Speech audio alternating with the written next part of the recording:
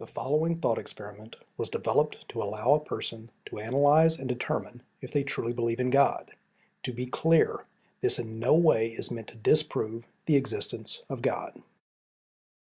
Most individuals, regardless of religious affiliation, should find the exercise somewhat fun and enlightening. However, in some cases, this newly found realization can be quite discomforting. So I urge you, please pause the video and ask yourself, how would you react if you were to discover that in fact you do not believe in God? If this understanding will cause you great mental anguish, I suggest that you stop the video at this time and perhaps readdress this argument at a later date when you're better prepared for that possibility. I thank you. Since you're still here, I assume you're willing to ask yourself some tough questions and are prepared to confront the answers, whatever they may be. I would like to thank you in advance for your time and honest participation. Keep in mind, the following questions are not rhetorical. You should answer every question, and if necessary, pause the video to give each issue as much attention as you feel is required. Also, please do your best to immerse yourself in the exercise. The more real world you make the thought experiment, the more reflective of your true beliefs the outcome will be. Okay, let's get started. I have found it best if you are the one to define your beliefs and your God. Remember, this is about you. The more honest you are, the better the results. Therefore, the terms should reflect your beliefs, not a set of values that are dictated by your church, unless, of course, those descriptions are what you truly believe. Question 1. Do you believe in most cases a person's recurring actions reflect their beliefs? An example of this may include the fact that people are reluctant to touch a stovetop burner that appears red. This is because over time they have learned the color red, at least in this context, indicates the burner is hot and potentially harmful. Interestingly, most people will hesitate to touch a burner that is red even after they have been informed that the burner is not hot, and the red coloration is due to it being painted or because of false lighting. This is because of the fact actions resulting from one's ingrained beliefs are difficult to overcome. Question 2. Is God omnipotent, omnipresent, omniscient, and/or omnibenevolent? In layman's terms, what I'm asking is God all-knowing, all-seeing, all-loving, and all-powerful? Question 3. Do you believe God is the most significant sentient being in your life? To clarify, would you agree that even though you may truly love other human beings, you should put God before all others? Question 4. Do you believe the most important relationship of your life is the one you cultivate with God?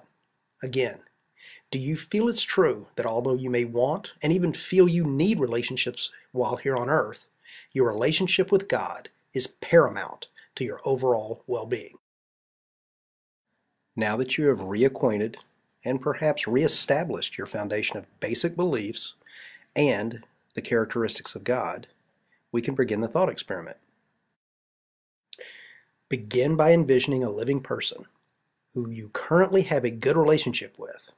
Most importantly, you wish to continue and/or improve that bond by maintaining and developing their perception of you as both moral and ethical. Now, this person need not be an authority figure. Examples might include a spouse, parents, friends, or even a child. The important aspect of this individual is they consider you to be a good person, and you wish to maintain that status. Now I'd like you to picture yourself performing an act, better yet, let's make that a sin, that you have done in the past, and that if found out, could jeopardize how this individual views you. Now, the act does not have to be an evil act, just a sin that if discovered could negatively impact your image. Something like lying, stealing, or even something as benign as masturbating will do just fine. You got it? Okay, let's move on. Now I'm going to turn up the heat on you a little. Imagine that individual becomes aware of what you're doing. Would you stop what you're doing, or would you continue the act?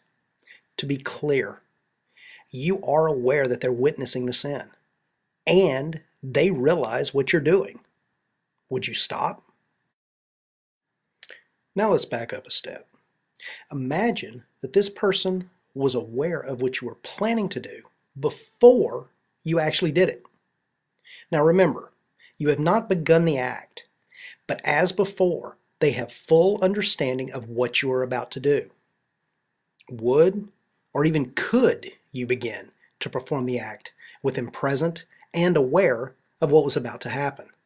In other words, would/could you start to masturbate, lie, or steal in front of that person that you love and desire the respect from? Okay, buckle up. This is where things get interesting. Given the attributes and the import you conferred to your God, I would like you to explain why you are willing and able to perform these sins with your God present, while at the same time you're unwilling and even perhaps unable to commit the same sin in the presence of a human being. While that sinks in and you contemplate your answers, let me save us both some time by addressing the most frequent responses. The answer I get most often is that I can sin because God will forgive me. This response totally misses the point of the exercise. I'm quite sure the person you have in mind may forgive you as well. This does not change the fact that you will not commit that sin when they are aware of what you're doing. Again, the point of the exercise is to highlight the discontinuity between what you say you believe and how you act on a daily basis. The next most common assertion is that we're not perfect, and we all commit sinful acts. I must disagree, at least in part. Now let me explain. I assume you have not continued and or started an act that was unethical or shameful in front of a loved one that was aware of what you were doing. Now to put it bluntly, have you masturbated in front of your parents and then went on to claim, well, no one's perfect, we all sin? Of course you haven't. In short, what this demonstrates that you are perfect, at least regarding that act in front of human beings.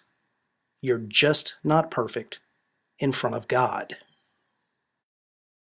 In closing, I realize this argument takes time for most people to comprehend, and it can be difficult to admit that your own actions will not only lead others to conclude that you do not believe in God, but it may in fact force you to reassess your faith as well.